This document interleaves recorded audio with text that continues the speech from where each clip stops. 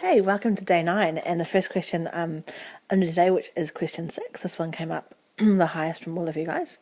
It's worth 7 marks, and again, it's one of those questions that doesn't have much in it, and that might be a little bit scary, I think, looking at it, but let's work through this. So we know that the variables x, y, and u are non-zero variables, so I think it's always important when you read through a question to kind of make notes as you go. So we know that x can't equal 0, y can't equal 0, and u also can't equal 0. Okay, so that's just me putting some notes on the side that they all can't be 0. We know that this u variable is equivalent to x squared times y, and we also know that y plus 3x equals 9. Okay, so we have to find the stationary value of u and determine whether it's a maximum or minimum value. Okay, so let's do this. Well, the good thing about questions like this, when there's not much given to you, there's not like a lot that you can do.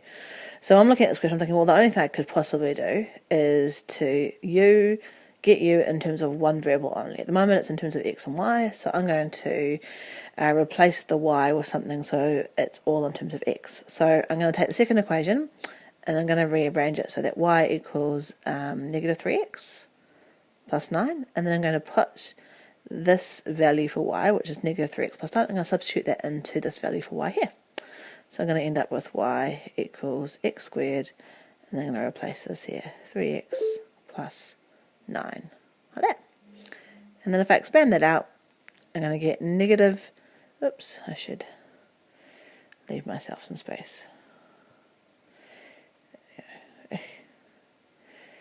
Okay, I lost, sometimes this app is a bit weird. Okay, so negative 3x to the power of 3 plus 9x squared.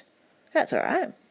We have to find stationary values. So stationary values of u are going to be when the gradient is 0. So let's differentiate it. So du dx, and this time we get negative 9 x squared plus 18x, like so. Right, so we have to set that equal to 0. I'm just going to pop up here. So negative 9x squared plus 18x, set that equal to 0, and then we're going to factorise that. So if I take negative 9x out as a factor, I'm going to get x minus 2.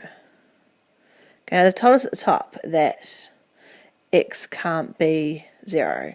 So if you were to solve this quadratic, actually one of your answers would be that x equals 0 and the other would be that x equals 2. Okay, so we're just going to go for the x equals 2 answer.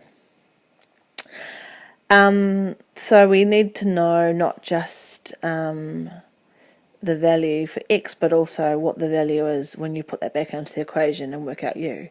So we know from this that when x is 2, we can put x is 2 into this equation here, and we'll get negative 6 plus 9, so we'll get that y is 3.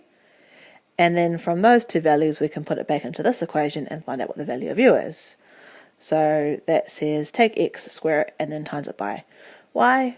So that means, that u equals 12. Okay, so we're nearly there. The last thing we have to do is we have to determine whether it's a maximum or a minimum value. How do we do that, people?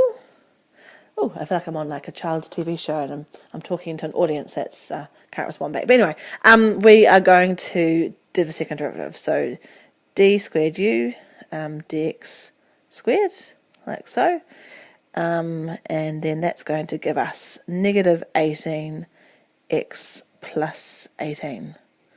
Okay, so we have to take this stationary value here and substitute it in to see what the value is. So negative 18 times 2 plus 18 is going to give me negative 18. Okay, so that is negative, which means because it's below 0, the stationary value here is a maximum. So I'm trying to work out why that one was rated so highly, because I was expecting it to be quite tricky when I went through and solved it, because it was rated so highly. But I think maybe it was because it had that U, and so you're like, yeah, X and Y's, but what's this U all about? So I guess a U is like, we've done questions like this before where it's been, I don't know, like it's been the area in terms of X and Y, or it's been the perimeter in terms of X and Y. So U, even though it's in lowercase, it's just another value. So maybe that's what threw you off a little bit, but hopefully you can see now that it was not so bad, and we've done those kind of steps before.